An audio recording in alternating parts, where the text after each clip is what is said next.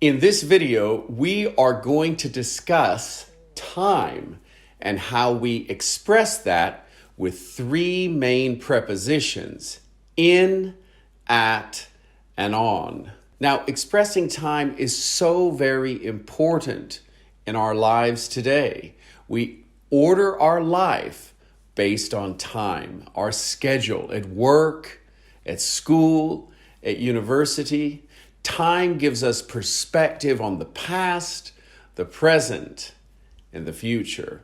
And so we're going to look at how to express time properly in English. So let's get started. The first preposition we must concern ourselves with is in.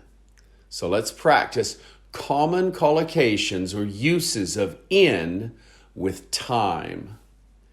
In the morning, in the afternoon, in the evening, but at night, at dawn or at sunrise, at dusk or at sunset.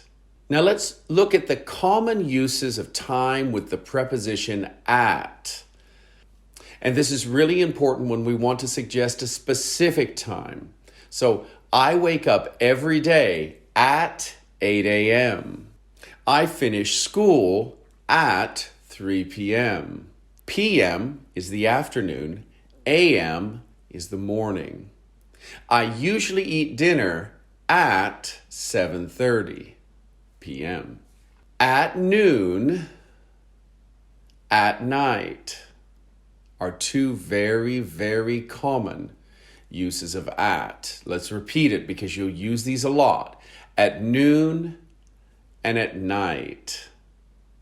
We also have at bedtime, at breakfast, at Christmas, and at the weekend. Let's now turn to the preposition on. And this is most frequently observed with days of the week. So let's practice all of them since we've actually never done that yet in this series. On Monday, on Tuesday, we can meet on Wednesday. I've school on Thursday. I'm free on Friday, on Saturday, and on Sunday. Other uses of on include on the first day, on my birthday, or on my wedding day. Now, when we move to months and years and centuries, we often use in. Let's practice these now. In 2022 or in 2022. There are two ways to articulate or express this. Now let's practice all of the months, since we've not done that yet either. In January, in February, in March, in April, in May, in June, in July.